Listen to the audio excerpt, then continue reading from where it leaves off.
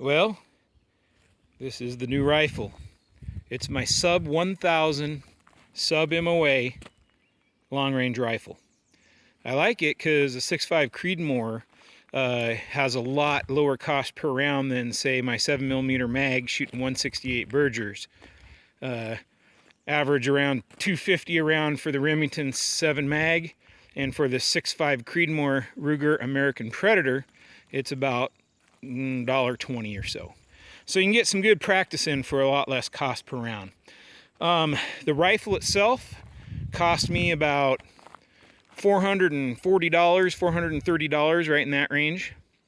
I got a muzzle brake on order for it, but it really doesn't kick that bad even without the muzzle brake. The scope is a sight mark.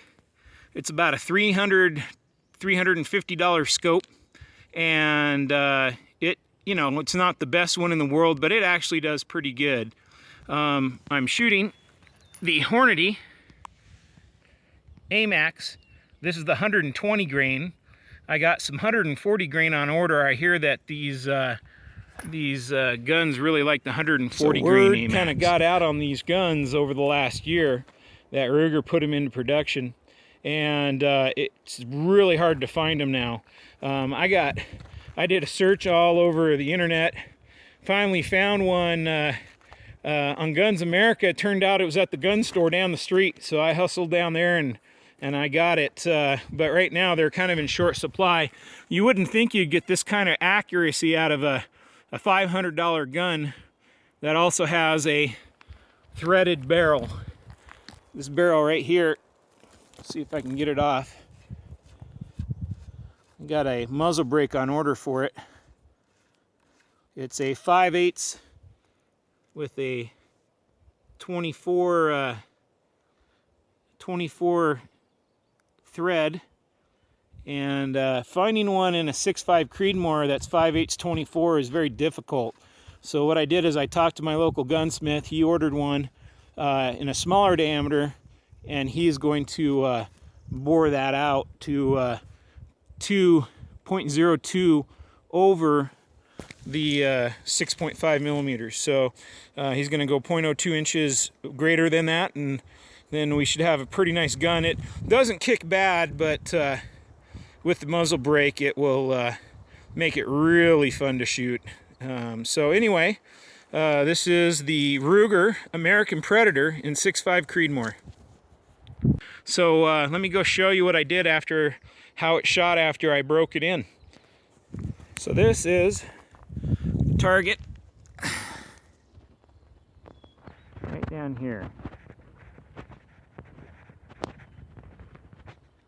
I think that it's only got about 15 rounds through it so far, 13 rounds through it so far. So that should improve as I continue to break the barrel in. I'm going to clean it between every 3 shots or so. But yeah, so that's the new Ruger American Predator in 6.5 Creedmoor. Well, it's the next morning.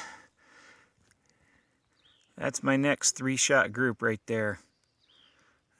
3 holes almost in the same hole. This 6.5 Creedmoor is crazy accurate. I'm just going through the rest of the break-in process. Shooting 3 rounds, cleaning the gun, shooting 3 rounds, cleaning the gun. Just to get the rifle broke in right. Looking good. So the only modifications I made to the gun was that I noticed, my guess is this stock isn't like a full steel tang. Or if there is a steel tang, it might only go up in here. There appears to be quite a bit of play in the stock. I'll show you what I mean. See if I can get this on camera. If you watch the gap,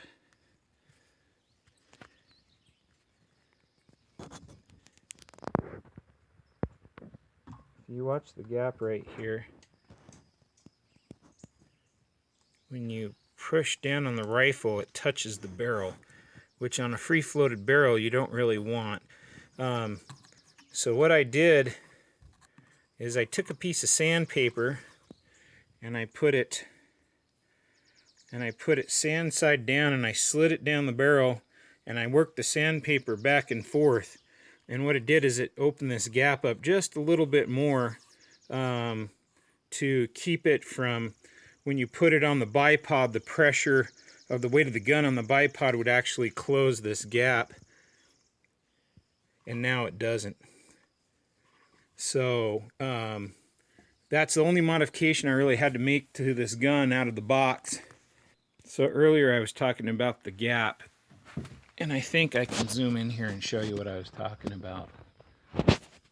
If you look right here at the gap and you push down, see how that touches?